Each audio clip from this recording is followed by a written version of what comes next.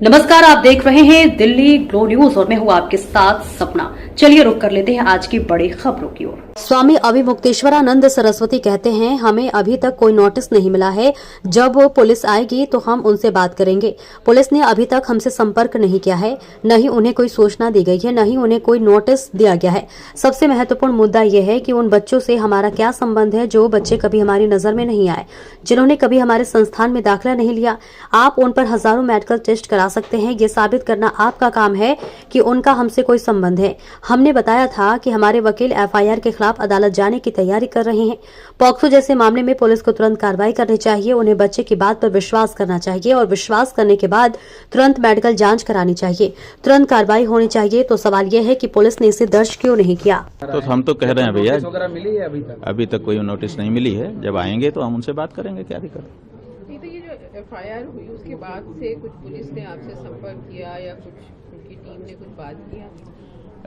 ऐसा है कि अभी तक हमारे पास उनकी तरफ से कोई संपर्क नहीं किया गया है, ना कोई सूचना दी गई है, ना कोई नोटिस दिया गया है।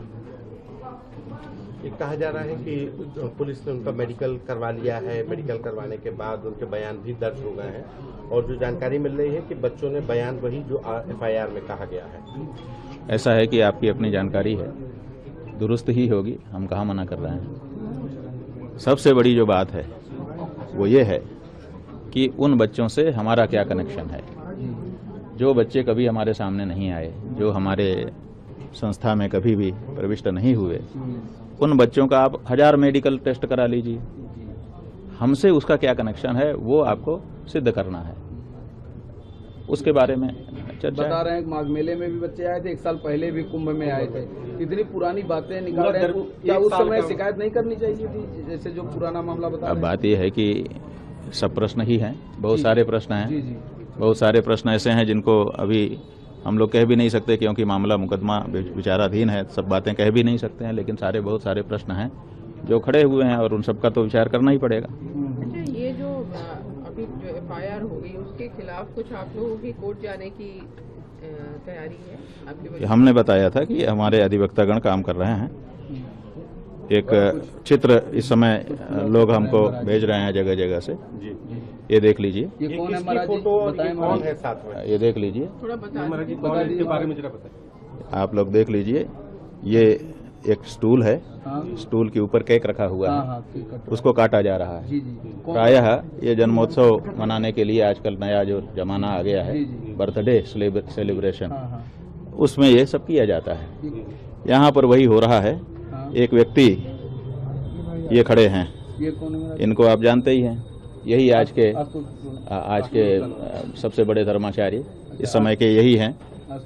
हाँ, जिनको आप लोग जी महाराज कह के संबोधित कर रहे हैं, वही हैं ये जी महाराज। और ये जो केक पर चाकू रख करके उसको काटने ही जा रहे हैं, इनको भी देख लीजिए। इनके गले में माला पड़ी हुई है, और देख लीजिए, पहचान गए आप लोग? जिन्होंने पुलिस अफसर हैं क्या? ठीक है, थोड़ा जैसे संभल वाले हैं क्या? हम लोग भी पहचान। अजय पाल सिंह जी, आप इनका नाम है अजय पाल सिंह जी। इस समय यही मुखिया हैं जिनके अंडर में ये जांच का कार्य चल रहा है।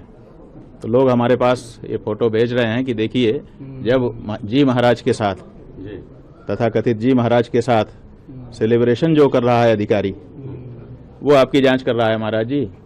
ये बात लोग हमको फोटो भेज करके बता रहे हैं, तो आप देख लीजिए। तो क्या आपको लगता है कि ये जांच पे सवाल खड़े कर रहे हैं कि जांच अधिकारी भूमिका पर आपको शक है? माने अब हम जो जनता कह रही है आपके सामने रख दे रहे हैं।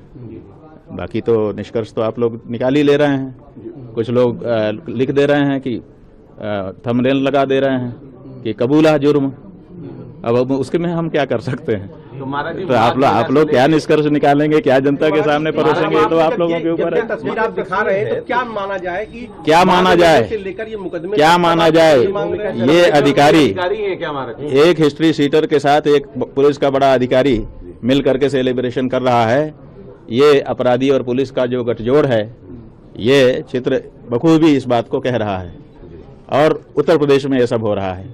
21-22 मुकदमे दर्ज होने के बाद भी केक काट रहे हैं। हाँ, क्या तो कहेंगे इस पे? आप देख लीजिए, इस पे हम कुछ हम आपकी हम टिप्पणी- हम क्या कहेंगे अब इसमें? चित्र ही जो कुछ कहना कह रहा है। तो महाराज जी ये चूंकि जिन पुलिस अधिकारी की आप ये देखिए तस्वीर थोड़ा दिखा बड़ा रहे हैं, करके इन्होंने ला दिया, जयपाल शर्मा, पकड़ लीजिए। जिनकी तस्वीर आप दिखा रहे हैं जयपाल शर्मा की, ये इसका मतलब कुंभ में भी पिछले थे, तो आप ये क्या मान रहे हैं कि कुंभ में जो घटना हुई और अब जो FIR हुई सब कुछ प्री प्लान है? आपको लगता है सब योजनाबद्ध है। देखिए हम बात बता रहे हैं ना कि 18 तारीख को सवेरे हाँ, हाँ। संगम के नोच पर हमको रोका गया। उसके बाद फिर जो कुछ तांडव करना था किया गया। उसके बाद 18 तारीख की शाम को ही एक मुकदमा यही व्यक्ति करता है, तथाकथित जी महाराज, और वो कहता है कि हम रास्ते से जा रहे थे अपनी यात्रा लेकर के, हमारे जो शिष्य हैं, प्रमुख शिष्य मुकुंदानंद जी, वो आए और उन्होंने हमको पटक दिया और पटक करके हमारा गला दबा रहे थे, माने मारना ही चाहते थे। कुंभ के माने माघ के मेले में मौनी अमावस्या के दिन, जिस दिन तिल रखने की जगह नहीं रहती है, सब रास्ते भरे रहते हैं, उस दिन एक जो है 24-25 साल का सन्यासी, एक जो है हट्टा कट्टा, देख ही रहे हैं 50 साल से तो कम नहीं है, इनको पटक करके और गला दबा रहा था एक बात। और उसके बाद हम पालकी पर बैठे थे, वहीं से हमने एक बहुत वजनदार चीज फेंकी और वो अगर हम हट न जाते तो हमारे ऊपर ही गिरती और हम मर जाते। ये मुकदमा उन्होंने उसी शाम 18 तारीख की शाम को दाखिल कर दिया। पृथ्वीराज चौहान। अब आप बताइए कि 18 तारीख की शाम को ही ये व्यक्ति कहां से सक्रिय हो जाता है? इसके पहले इसका नाम तक हम नहीं जानते हैं। ये सक्रिय हो गया, किसने सक्रिय कर दिया? अजय पाल शर्मा वहां पर ड्यूटी पर है और वो शामली में पहले लंबा समय तक कायम कर चुके हैं और वहीं से इनकी दोस्ती हो चुकी थी। अब वो 18 तारीख की शाम को ही ला दिया जाता है कि भाई आओ तुम अब जरा हमारे लिए खेलना शुरू करो। मुकदमा किया। अब मुकदमा ऐसा था कि उसके लिए सड़क का मामला था, फुटेज सब आजकल रहती ही है, लोग वीडियो भी बना लेते हैं, हर आदमी के पास मोबाइल रहता है, CCTV फुटेज है। और हम आप लोगों के कैमरे के सामने ही उस दिन पूरे दिन बैठे थे, पूरी रात बैठे थे, इसलिए मामला बन नहीं रहा था, पुलिस ने दर्ज नहीं किया। फिर जरूर इनकी कोई मीटिंग हुई होगी, फिर इन्होंने 24 तारीख को ये शुरू कर दिया कि साहब पॉक्सो एक्ट लगा दिया जाए इनके ऊपर।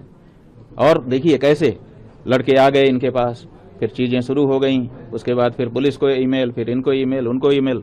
और अब ये कहा जा रहा है, चैनलों पर हमने देखा, कुछ लोग कह रहे हैं कि पुलिस ने दर्ज नहीं किया, ये तो कोर्ट के आदेश से दर्ज हुआ।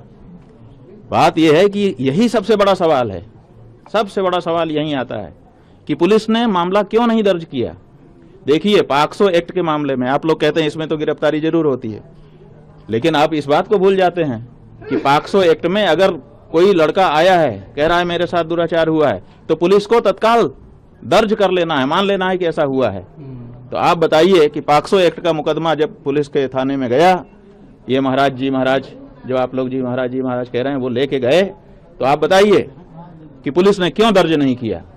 यही चोर की दाढ़ी में तिनका निकल करके आ जाता है कि पॉक्सो का मुकदमा लेकर के एक व्यक्ति 2 लड़कों को लेकर के गया कि नाबालिग हैं, इनके साथ बड़ा दुराचार हुआ है, फिर भी पुलिस दर्ज नहीं करती है। क्यों नहीं करती है? पॉक्सो जैसा मुकदमा, उसमें तो तत्काल पुलिस को सक्रिय हो जाना चाहिए, जो बच्चा कह रहा है उसी को मान लेना चाहिए और मान करके तत्काल उसका मेडिकल कराना चाहिए, तत्काल उसको जुवेनाइल बोर्ड को सौंप देना चाहिए, तत्काल उस पर कार्रवाई करनी चाहिए। तो सवाल यह है कि पुलिस ने क्यों नहीं दर्ज किया? क्यों? सुनिए, क्योंकि चोर की दाढ़ी में तिनका होता है। पुलिस ही एक कहानी बना रही थी, इसलिए पुलिस को डर था कि गड़बड़ ना हो जाए। ऐसा करते हैं, कोर्ट से आदेश करवा के तब करते हैं, तब कोर्ट से आदेश करवा करके तब ये दाखिल कर दिया गया मुकदमा। अब उनके पास ढाल हो गई कि साहब हम तो कोर्ट से आए हैं, हमने डायरेक्ट नहीं किया। क्यों नहीं किया? सबसे बड़ा सवाल यही है कि पॉक्सो जैसा मुकदमा, बच्चों के साथ अत्याचार अन्याय का मामला, और पुलिस के पास वो बच्चे जाते हैं, वो कह रहा है कि मैं तो बच्चों को लेके गया था, और इन्होंने दर्ज नहीं किया। कृपया हमारा सुने। फिर वो कहता है कि मैंने 2 तारीख को ईमेल किया बड़े अधिकारियों को। बड़ी अधिकारी ईमेल पाने के बाद उन्होंने भी कुछ नहीं संज्ञान लिया। क्यों नहीं लिया? क्योंकि बड़े अधिकारी पहले से मिले हुए थे, वो सोच रहे थे कि हमारी निंदा ना हो जाए, इसलिए पहले कोर्ट से ले लेते हैं, चुप रह जाते हैं, तब जाकर के कोर्ट में मामला गया है। तो महाराज समझ रहे हैं महाराज जी, और कोर्ट में जब धारा 22 के अंतर्गत हमने सारा मामला रख दिया, अपने प्रमाण सामने रख दिए, उसके बाद जो आदेश आया उसमें उसका कोई उल्लेख ही नहीं किया गया कि इनकी तरफ से भी कोई बात कही गई है। और 14 पन्ने का लंबा, जैसा कि वकीलों ने आप लोगों को से बताया ही है कि इतना लंबा जजमेंट लिखा, सुप्रीम कोर्ट, हाई कोर्ट जाने कितनी रूलिंग भर दिया, लेकिन ये नहीं बताया कि वो लड़के हमारे पास आए कैसे, कहां से आए। जब हमारे विद्यालय के छात्र नहीं थे, हमारे से उनका लेना देना कोई संबंध नहीं था, तो कैसे वो आ गए। तो ये जो बात है ये अपने आप में साबित करती है कि ये पुलिस की सह पर मुकदमा हिस्ट्री सीटर महाराज जी कर रहे हैं, और साथ ही साथ उस पुलिस को निर्देश कहां से मिल रहा है इसका भी अनुमान हो जा रहा है। कल रमाशंकर दीक्षित भी यहाँ